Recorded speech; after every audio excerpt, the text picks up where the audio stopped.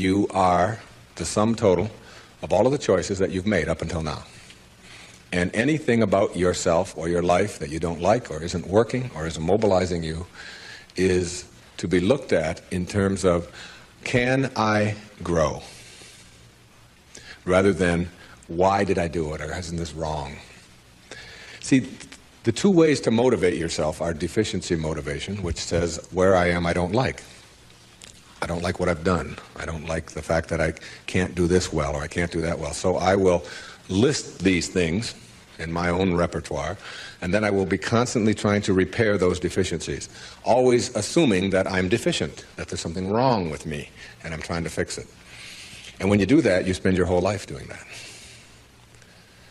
And you never arrive, because your life becomes a series of trying to get someplace else. And it is, if you follow that, if you live that, if you behave that, then what happens to you is you become a person who will always suffer from this disease called more. You always have to have more. Because whenever you are getting where you want to go, let's say you want $100,000 in the bank, and you work, and you struggle, and you deny yourself, and you do all of those things, and you finally you get there, and here you are, you got $100,000 in the bank. All of this stuff over here is, of course, your life, and that is all you know. That's what you know how to, that's how you are. That is your being. That is your way of being. So that when you do get here, what you will do is say, this is not enough. A no-limit person is never operating from deficiency or from lack in their life. They're never saying, I don't have enough.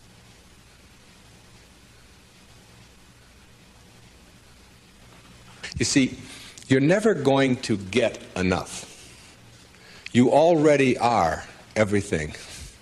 You're everything that you need. Think of it for just a moment. Everything that you need to have total bliss, perfection of your life, you already are. You already have it. You came into this world with nothing. That's how you're going out. And the time that you have here, what you have is your uniqueness, your specialness, and you don't need anything else. Now think on this. If you don't know how to appreciate what you have and where you are in your life, you don't need anything else.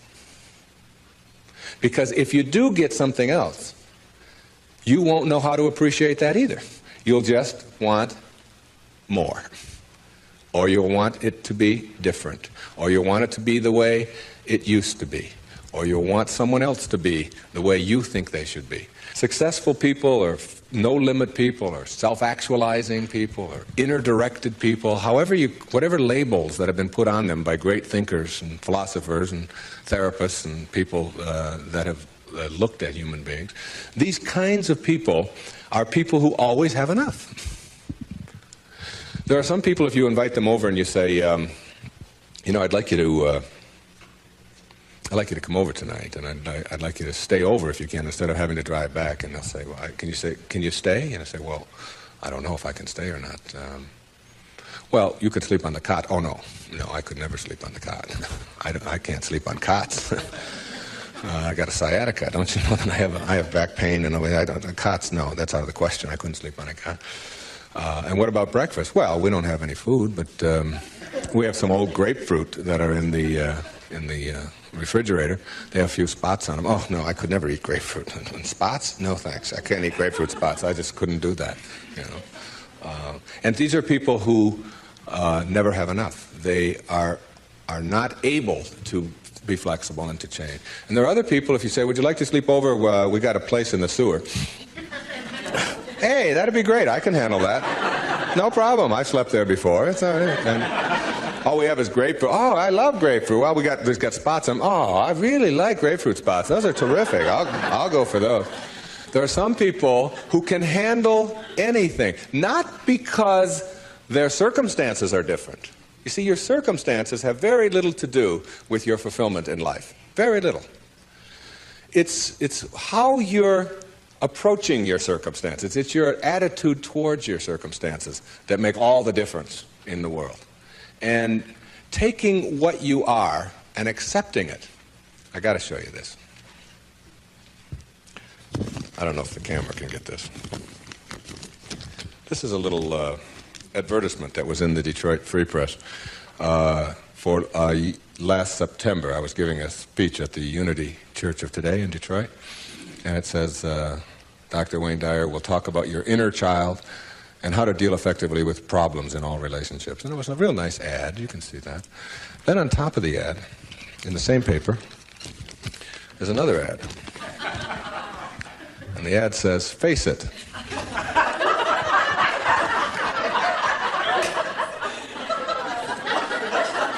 Right on top of my ad, there's no hiding from hair loss. And they got a picture of a guy with a box over his head. And they have a before and after guy there. And the after guy looks like he's just found fulfillment. And it says, you can't run and you can't hide. Hair loss is a problem, and unless you take action, it will continue. Now, we've got to look at this in terms of what I can do with this and how I can handle this. See, my daughter helped me with being bald a long time ago. She said, Dad, you're not really bald. Don't think of yourself that way. She said, you're just about this much taller than your hair. That's all.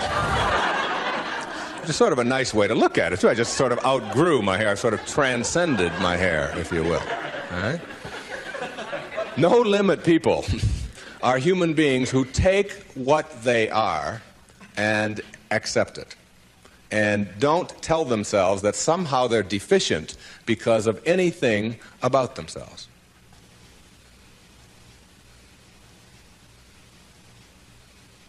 This is a very crucial concept for me and for virtually all of us. It's this idea of taking your life in your own hands and being the kind of person that you choose to be, and understanding that everything that comes your way is an opportunity, is a blessing. And it wasn't until I learned how to celebrate virtually everything that came my way that I was able to transcend it. You see, everything that was given to us by God, whatever that is perfect. No one can deny the mountains are perfect, and the rivers are perfect, and the birds are perfect, and the hippopotamuses are perfect, and so on. This is just what was given to us. Everything else that you have on our planet, that we have on our planet, comes about as a result of thinking. Thinking. Thought makes it so. All right? This microphone comes about as a result of thinking. Somebody imagines it. Somebody then tells somebody else about it, and it creates it. The dress that you're wearing, this shirt that I'm wearing, the shoes that you have, the stage, these cameras. Everything that you see that wasn't given to us was created by man as a result of the way that we think, the way that we think. So what gets inside of us as a cell comes about as a result of the way that we choose to think in our lives. Very important principle to understand, because once you get a hold of thinking and that it creates everything that you have in your life, you can change and make it as absolutely perfect as you want it to be, because thought makes it so.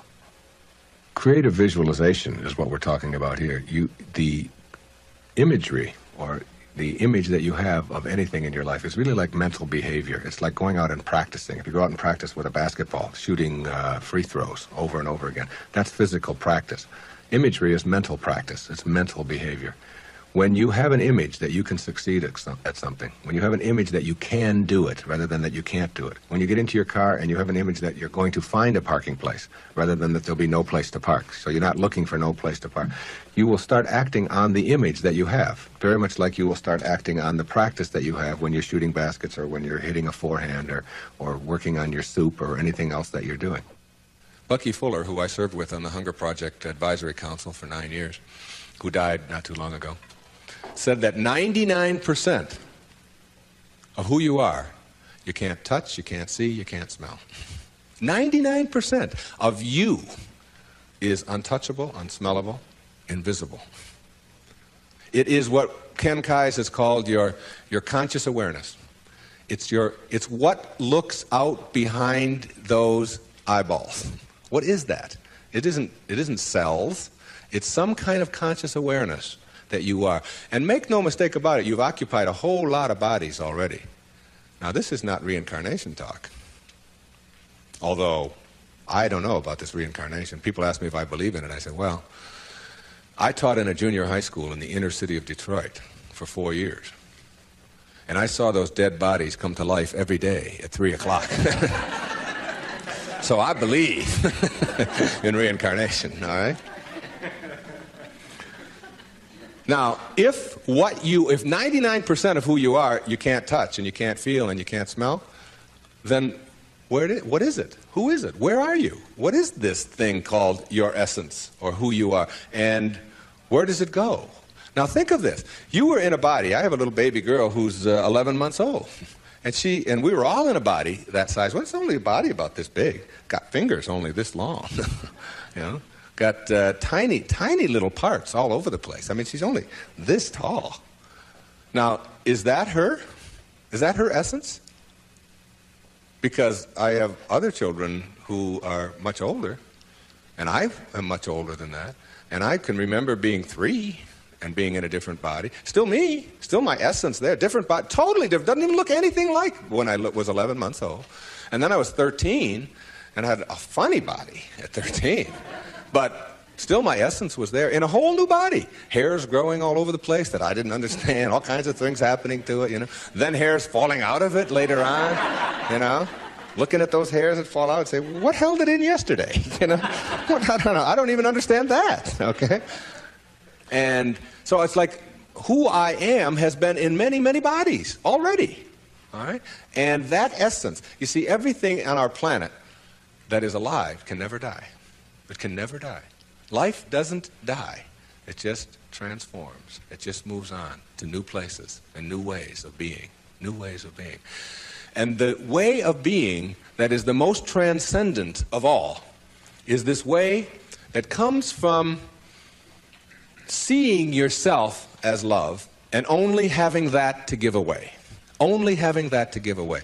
Let's say I were to stand up here in front of you and just visualize for a moment that I have an orange. And I take this orange and I squeeze it as hard as I can squeeze it, okay? What's going to come out? Juice. What kind of juice?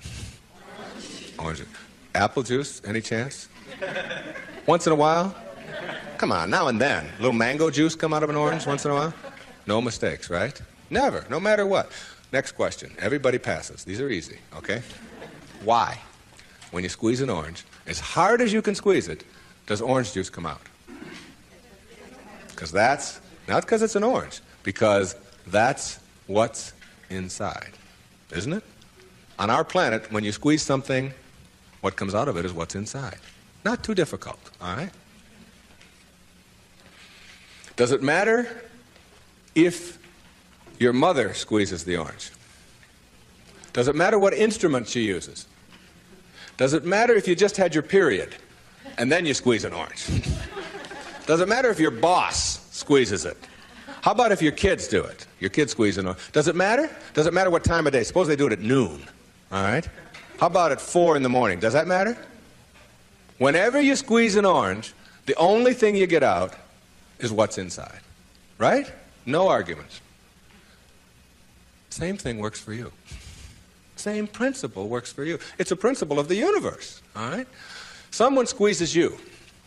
That is, someone puts pressure on you.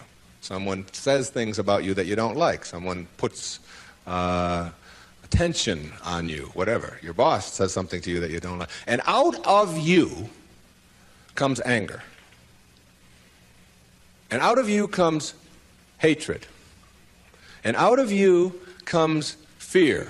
Or out of you comes stress. Or out of you comes tension. Why? Is it because of your boss and the way they squeeze you? Never. Is it because of your mother? I mean, she really can be a pain sometimes, right? Is it because of your children? No. What comes out of you always when someone squeezes you is what's inside. This is the vital principle of being a no-limit person. It's so crucial to get this and understand that. That If you have any hatred in your heart for anyone in this world, or any anger, or any fear, or any of those things, it has nothing to do with the rest of the world. It only has to do with what you put inside. Now, how does what gets inside of you get there? That's the key. How does it get there? As you think. Only as you think. You see, there's no anger in the world. There's no stress in the world. There's no tension. It's perfect. We've already established. It's a perfect place. It works just fine. It's all flowing the way it's supposed to flow. The evidence for it is, it is. That's all the evidence you need. Just look around you. Everything out there is a miracle. Everything, including you. There are no mistakes. It's all perfect. And everything that happens to you in your life, whether it's a trauma, whether it's a disease, whether it's somebody treating you in a certain way, there's a lesson in all of it. No limit people understand the lesson in life, and therefore celebrate the lessons.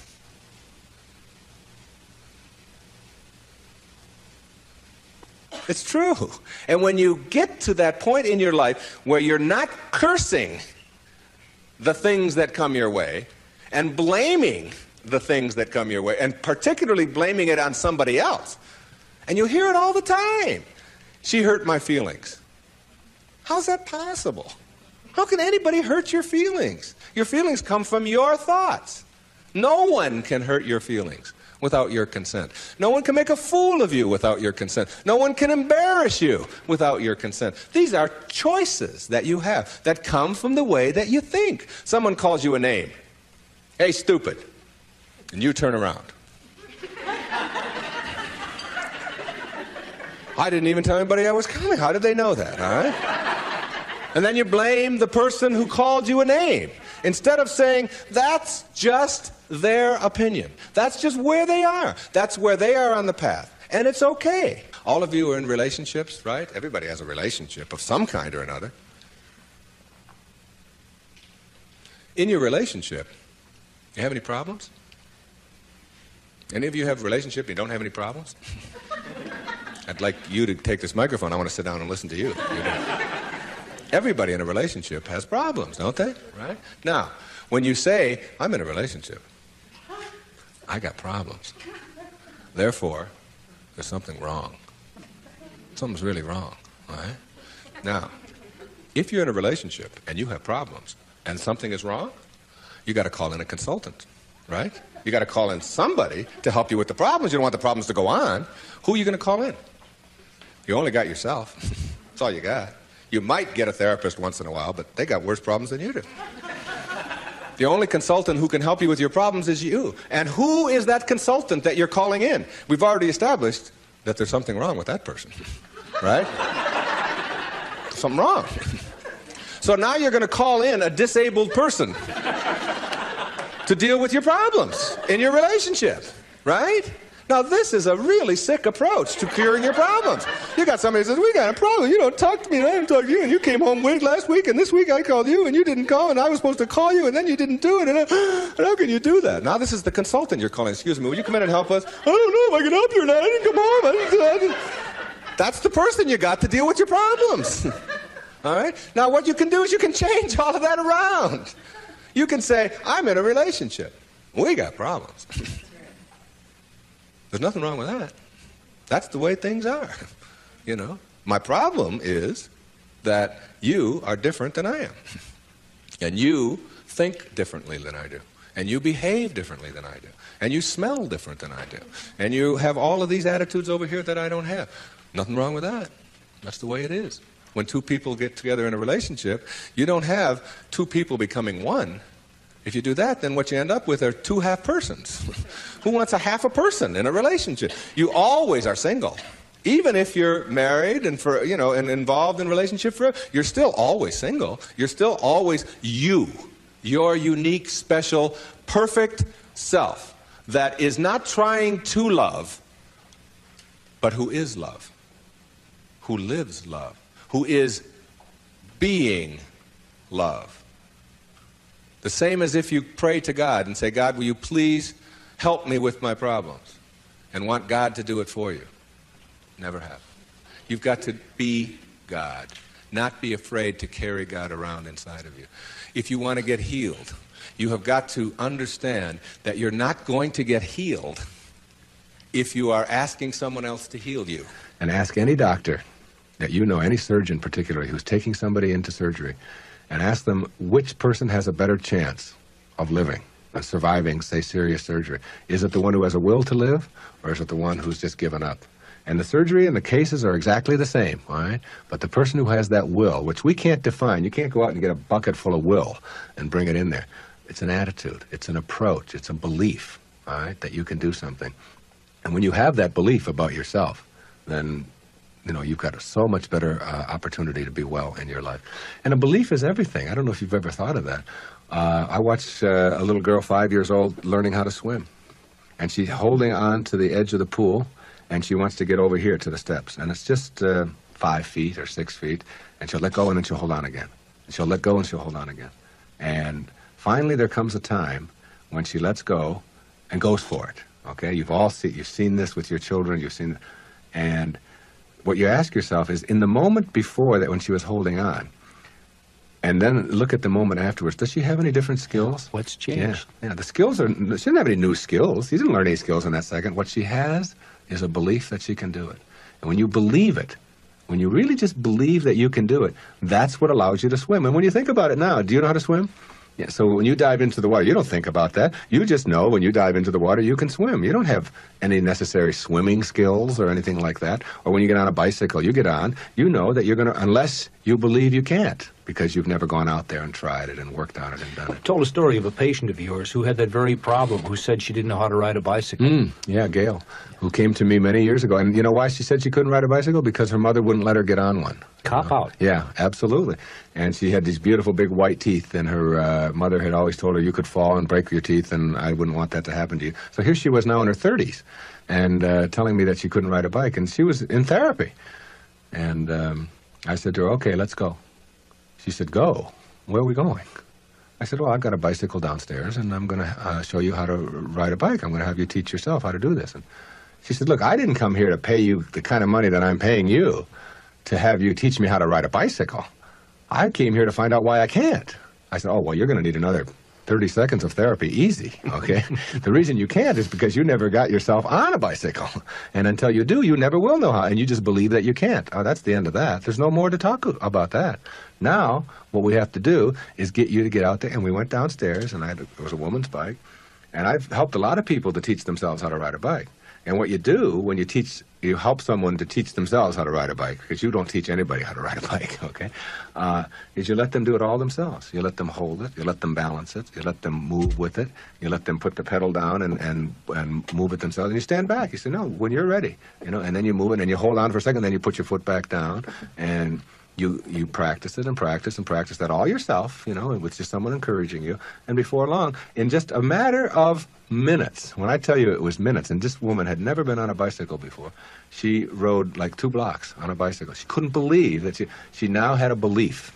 Being, to me, means seeing the greatness and the uniqueness in you and never letting anybody else convince you to the contrary. When people ask me, come on, you're always talking about being up and you're always positive and so on, you mean to tell me that you're always that way? I say, yeah, I really am. And it isn't because I'm out there doing something in an artificial way. It's an authentic response to my having gotten the junk out of me.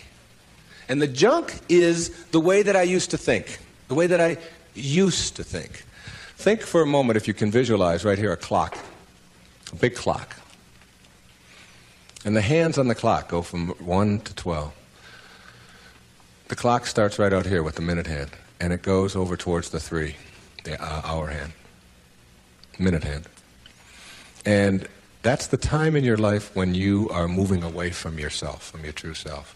That's the time when you are trying to put other people down, trying to prove that you're bigger and better than somebody else, trying to make yourself right all the time, as opposed to being with somebody else.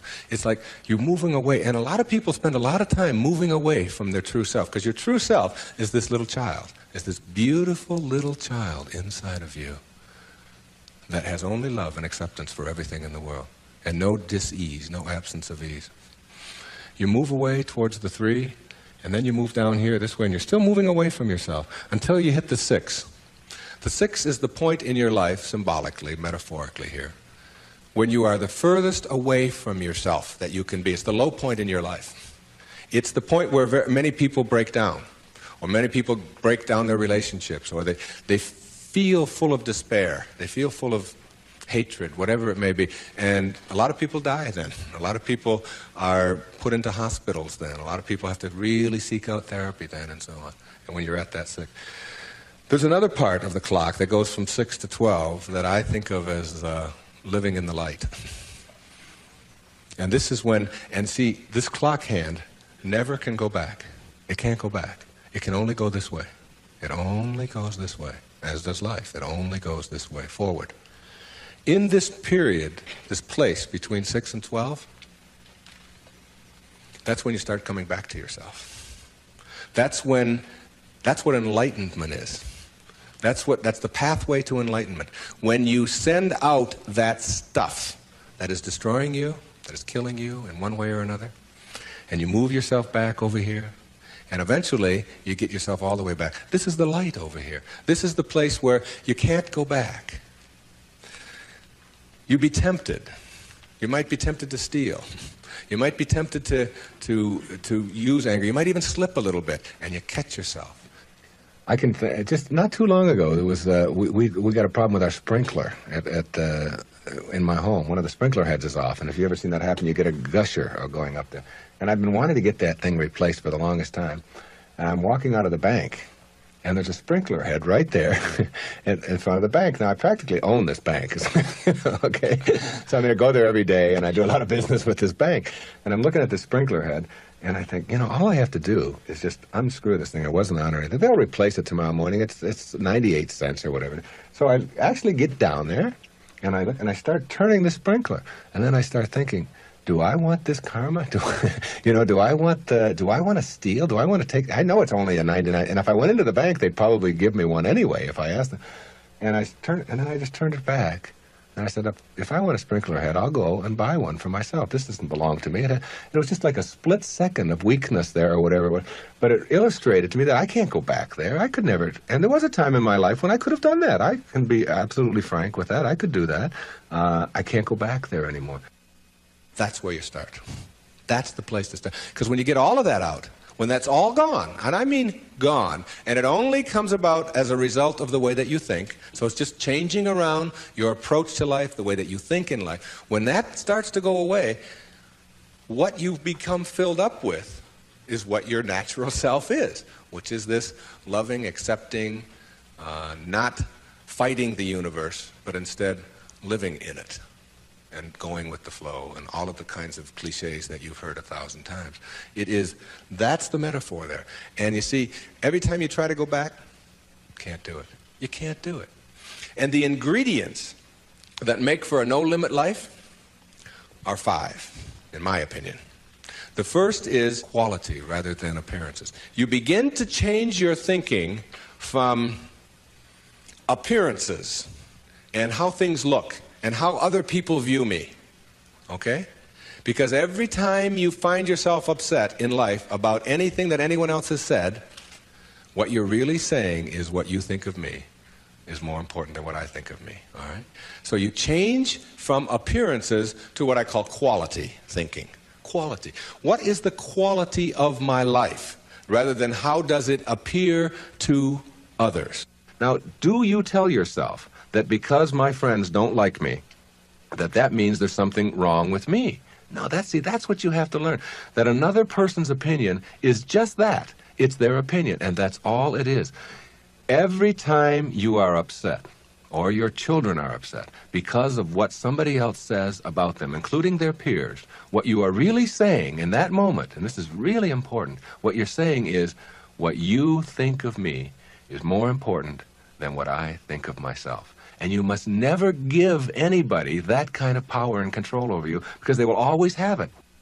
The funny part about approval, for those of you who really want it, now I'm here to tell you that I like approval. I enjoy it. I find it one of the most exciting things in the world. I like it when people read my books. I love it when people applaud. I like it when people tell me nice things and all. I like approval. I'm the first one to admit it. What I don't do is I don't need approval. There's a big difference between wanting approval and needing approval. When you need approval, it means you become immobilized when you don't get it, from making other people's opinions more important. Now, for those of you who say, yeah, but I want approval and I need it, and if I don't get it, and so on, then understand this. The people who get the most approval in life are the ones who care the least about it. And the ones who get the least approval are the ones who are always going after it. So if you want approval in this paradoxical way that I'm talking about it, stop needing it. Stop concerning yourself about it. Ask yourself, who gets the most approval in life? Think of the person that gets the most approval, and you'll see that that person couldn't care less what other people are thinking. They're so busy being, they don't have time to notice what their neighbors are doing. Thoreau said this. He said, if you advance confidently in the direction of your own dreams and endeavor to live the life which you have imagined, you will meet with a success unexpected in common hours. What that means is that success is not something that you can get in life. Success is an inner process. Success is something that you bring to everything you do in your life. It isn't something you get out of what you do. And when you get that, and you learn how to get the junk out, and advance confidently, doing what makes the most amount of sense to you based on your inner signals and the one issue of morality, which is you never interfere with anybody else's right to do the same. Each person has their own right to advance confidently in the direction of their own dreams. And when you violate that, you're violating the principle of the universe, the essence of the universe, which is cooperation and harmony. Then success will begin to chase you. And it will come into your life and arrive in your life in amounts that you never dreamt of before. That you never dreamt of. Things will start happening to you that you would never imagine before. I'm working on a book right now that's going to be called You'll See It When You Believe It. And when you start believing in some of these principles, you'll start seeing things that you were blind to for so long. When you were back here in the 2 and the 3 and the 4 and the 5, when you were moving away from yourself, as long as you're moving back towards your universal essence, your harmony with yourself, your cooperation with the rest, things will start happening in ways that you never dreamt of. Jung called it synchronicity. And it's a term that we use to explain how unexplainable coincidences sort of happen in our life. And how come these things happen? I'm going to share a couple of those with you before we leave. The quality versus appearance in your life means that you get that inner candle flame working in a way that gives you quality, independent of what other people think of you. Maslow, in defining self-actualizing, no-limit people, said they are independent of the good opinion of other people. Of the good opinion of other people, independent of it. They're so busy advancing confidently, doing the things that make sense, and bringing success to changing their baby's diaper, and bringing success to weeding their garden, and bringing it to the job. They bring it on the airplane, so that when they run into somebody who is rude to them, a stewardess that is rude, they don't see it as an attack on them. It's just where they are, and they send them love. Help them a little bit, you know? They're kind. When somebody wants to get in on the freeway, and they're one old temptation when they were on the 1 to the 6 side was to say, oh yeah, nobody's getting in front of me, I'm getting there first. It's like they slow down a little bit. They don't have all that type A stuff of having to beat somebody else and having to defeat somebody. It's a new way of being. It's a way of quality where your harmony allows you to cooperate, and you are a part of what this whole thing is about. New way of being, quality rather than appearances. Another new way of being, very important. Living your life on ethics rather than rules. Ethics rather than rules. All these rules, all these ways of having to do things, somebody else dictates to them. Do you know that some of the most immoral acts in the world have been perpetrated in the name of the rules. These are the laws. What do you think Nazi Germany was all about? Everybody doing all these horrible things to other people. I'm only doing my job, was the defense we all heard at Nuremberg. I was just doing my job. If it's an immoral rule, it's immoral to obey it. And self-actualizing people, as Maslow tells us, have rules inside of them that they could never obey, never disobey, ever. And they have to do with ethics, how you treat people. How do you think we get to where we are now? You know who Rosa Parks was? The woman in the South, the black woman in the South who said, not today, I'm not going to the back today. No way. I know what the rules are. The rules were all over the place. If you needed a reminder, there were signs every place. Colored in the back, white in the front. And she said, no, I'm sitting here. And that made all the difference. Ethics, not rules. When your children start disobeying rules that need to be disobeyed, don't be surprised. When I was in the service, they had a policy on Guam, where I was stationed, which would not allow the Guamanian civilians to shop in the PXs and the Navy exchanges. But they did allow all other civilians to shop in the Navy exchanges and PXs. But if you were Guamanian, that is, if your skin was dark and your eyes were shaped a little different, then you couldn't. A clear, outright violation. I was a serviceman. I was in the Navy. I was a communications cryptographer. They had a newspaper in the Guam Daily News, and it said, an invitation to speak your mind. And it was a letter-writing contest. And they offered $75 to the first prize winner. $75. This was 1961. That was a fortune to me. That was a month's pay in the Navy at that time, almost. So I entered the contest, and I knew I would win it. I had already written a novel at that time. A whole novel I had written while I was on Guam. I knew it wasn't going to be a contest. I felt sorry for the other people entering it. I knew I was going to win this. Unfortunately, I didn't realize that when you're in the service and you have an opinion and you don't submit it to the chain of command, that you can be court-martialed for that.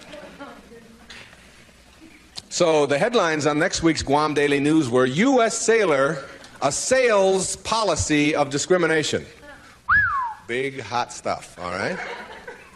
And I was called before a vice admiral, Commander Naval Forces Marianas Islands, and threatened with a court-martial because I had disobeyed the rules, even though the rule was immoral. There are lots of them like that. And when I went in and they threatened me with a court-martial, I told them this was my battle plan. They didn't have Xerox machines in those days, so I had to get a lot of carbon paper.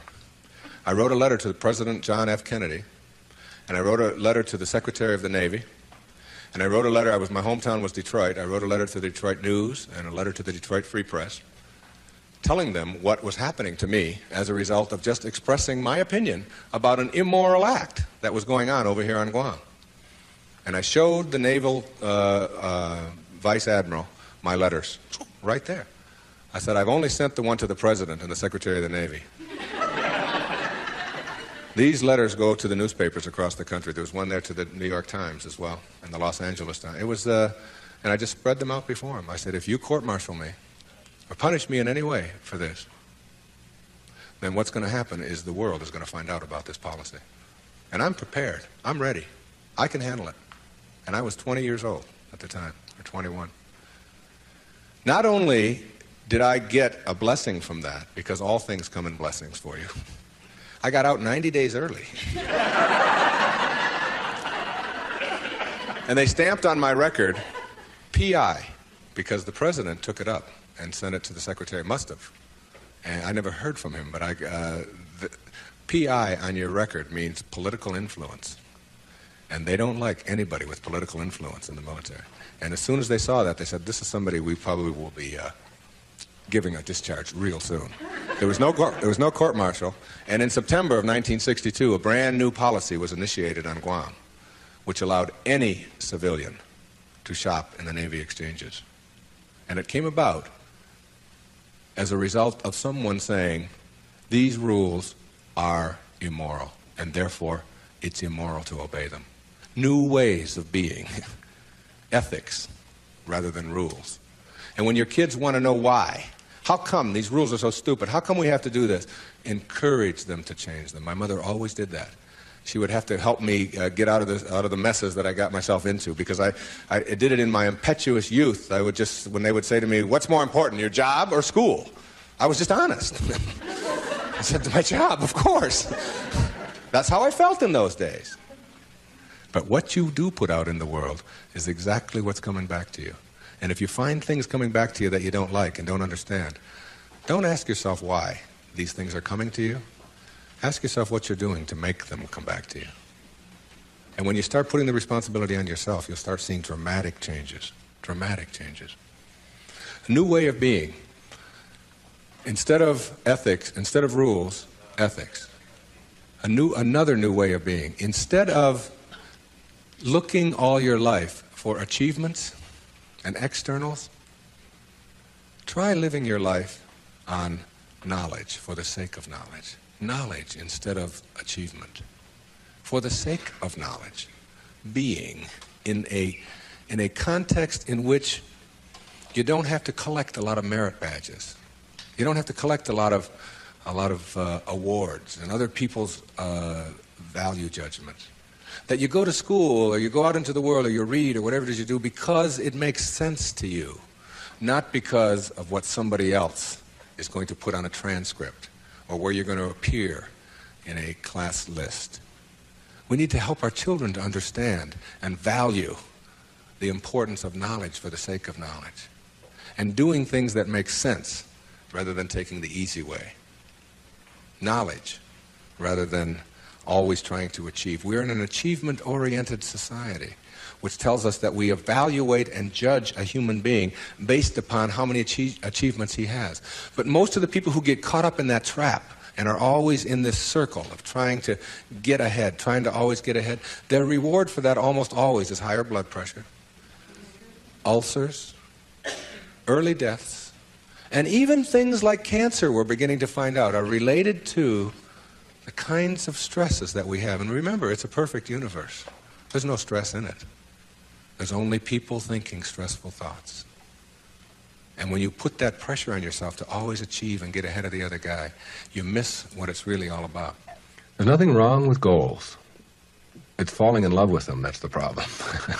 It's not being able to be flexible and alter them. If you have a goal to get here, to get $100,000 in the bank, to get to this promotion, to get 2 cars in your garage, whatever it is that your goal is, and you're on your way to that, and you're always working at the goal, all of this stuff on your way to the goal is called striving, and that's what you learn, striving. And striving is a very low-level place to be. When you get to your goal, because all you've ever known is striving, you will just always suffer from this disease called more.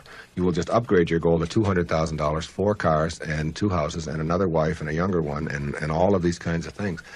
If you have a goal and you understand that every step along the way is a present moment to enjoy and to live, then the goal won't become any obsession.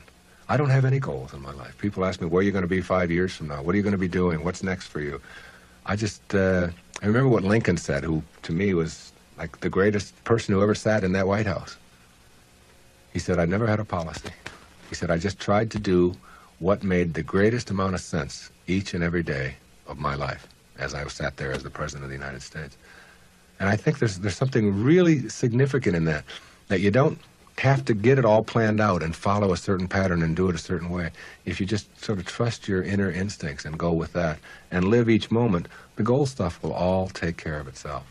But if you're sacrificing and pushing your life aside and suffering on your way to trying to get someplace, you'll never get there. It will always elude you, because once you get there, you'll just have to upgrade it.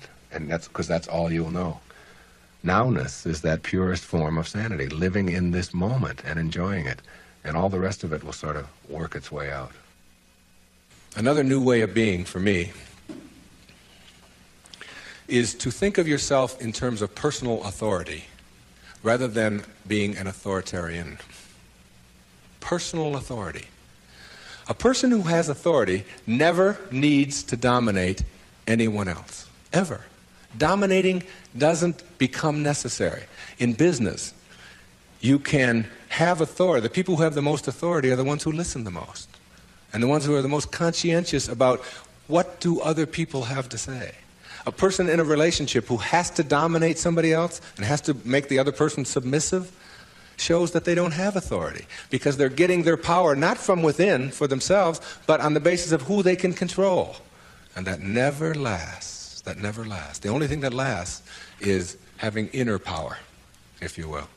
Know thyself. That's what Shakespeare said. Know thyself. The more you know yourself, the more you become honest with yourself, honesty becomes just a way of life. No, I don't think the world necessarily does, but you can't run your world. You can't run your world based upon what the rest of the people in the world want or don't want.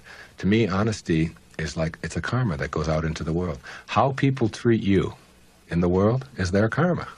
How you react is yours.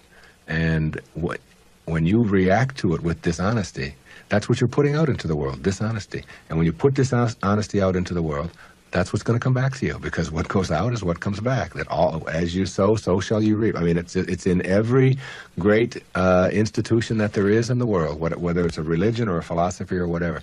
What you put out is what comes back. Whatever you plant is what you're going to get back.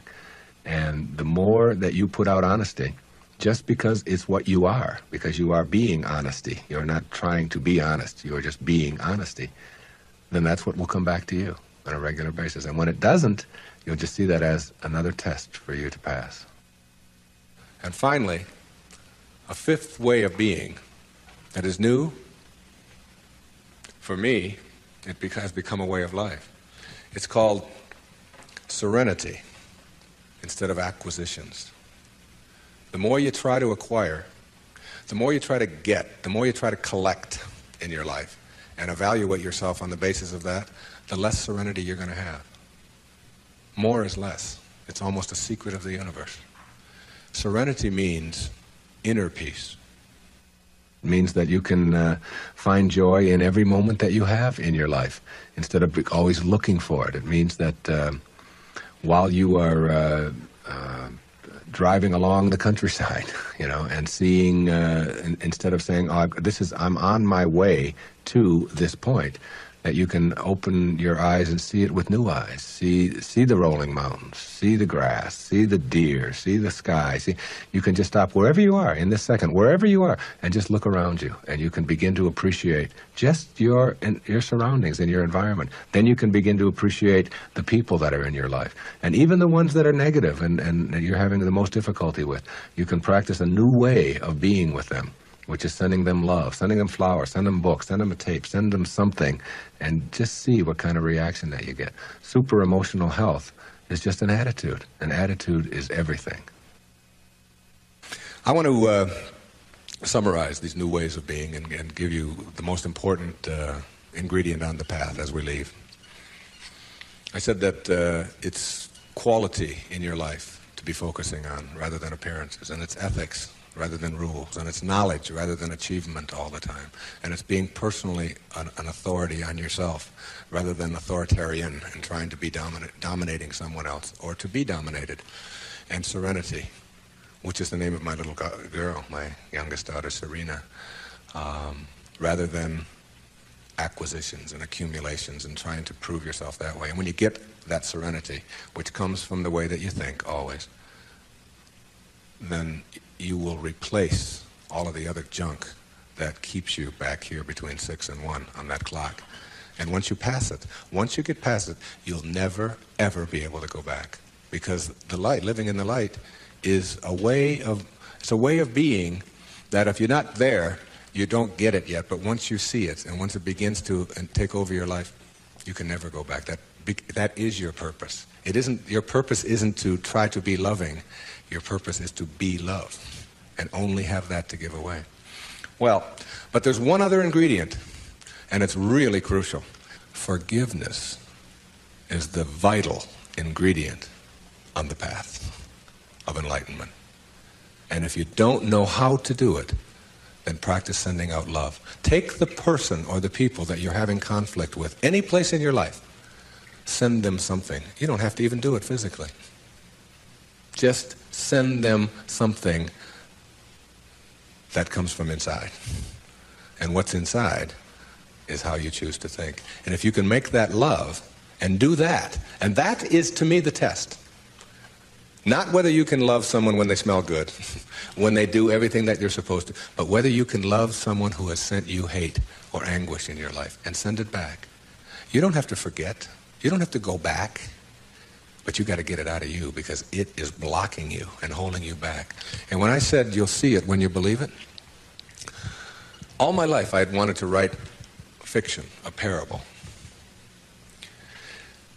3-4 years ago, I decided to go off to Hawaii, to Maui, to Kaanapali Beach, and to write.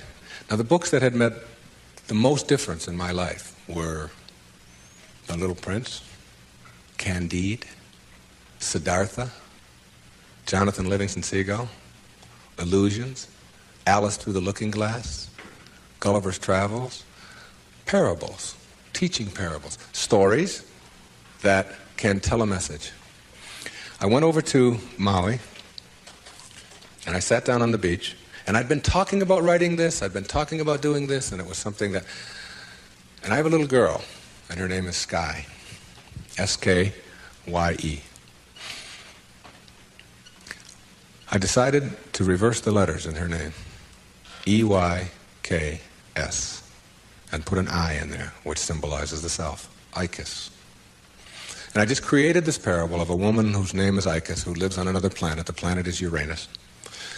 And it's a duplicate mirror image of Earth, only Icus can only see things as they are, not as we would like them to be. And therefore people are neurotic on Uranus because they have to be. She gives the anxiety attack report, if you will, because anxiety really does attack over there and tells about anxiety coming in on the weekends and so on. Well, my visitor in my parable goes to Uranus, meets Icus. She cannot understand, as he describes Earth, why people would be neurotic by choice on Earth. Why would anybody be unhappy or depressed or miserable when anxiety doesn't attack, and when elevators really don't scare you, and when if you want a complex on Uranus, if you want to give a complex to your wife, you go to the store and buy one. And she says, what happened? Well, my husband gave me a complex, and it's true. Whereas on Earth, if you have a complex, it's because you've chosen to have one. She can't figure it out, okay? So she comes here, observes our people, and begins to see the secrets of the universe, and gives us these secrets, talks to the top leaders in our field. And that was my parable, and I wrote it. She gives all of these wonderful secrets, some of which I've been talking about here today. But what I want to tell you is that my wife gave me a license plate, and the license plate says Icus. Okay, it's a vanity plate. And I was pumping gas on Federal Highway in Fort Lauderdale, Florida, and a little man from Greece came up to me, and he said, what means this Ephies, which is how you say that in Greek? And I said, well, that's just a word. It's my daughter's name spelled backwards. It's a parable that I wrote. He said, no. He said, in Greek, that's a word. I said, what could that word be? He said, it means best wishes for all. You'll see it when you believe it. The great, big erroneous zone, the cosmic erroneous zone. If you get this one, you'll have it and understand it all. There is no way to happiness. Happiness is the way.